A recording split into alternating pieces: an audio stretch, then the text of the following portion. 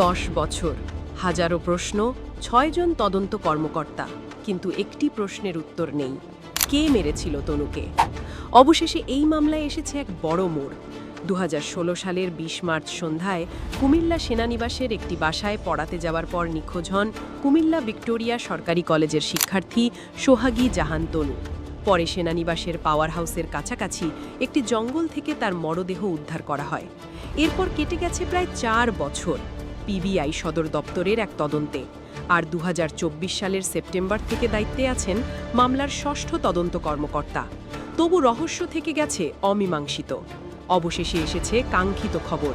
গত সোমবার কুমিল্লার চিফ জুডিশিয়াল ম্যাজিস্ট্রেটের আদালতের বিচারক মমিনুল হক তনু হত্যা মামলার পলাতক 2 আসামি সেনাবাহিনীর সাবেক সার্জেন্ট জাহিদুজ্জামান জাহিদ ও সাবেক সৈনিক শাহিনের বিরুদ্ধে গ্রেপ্তারি পরোয়ানা জারি করেন এবং আন্তর্জাতিক পুলিশ সংস্থার ইন্টারপোলের মাধ্যমে রেড অ্যালার্ট জারির নির্দেশ দেন।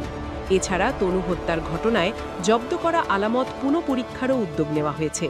যখন 10 বছর ধরে যে প্রশ্ন তাড়া করছে গোটা জাতিকে, সেই প্রশ্নের জবাব কি এবার মিলবে? তনুর পরিবার আর এই দেশের প্রতিটি মানুষ এখন তাকিয়ে আছে ন্যায় বিচারের দিকে।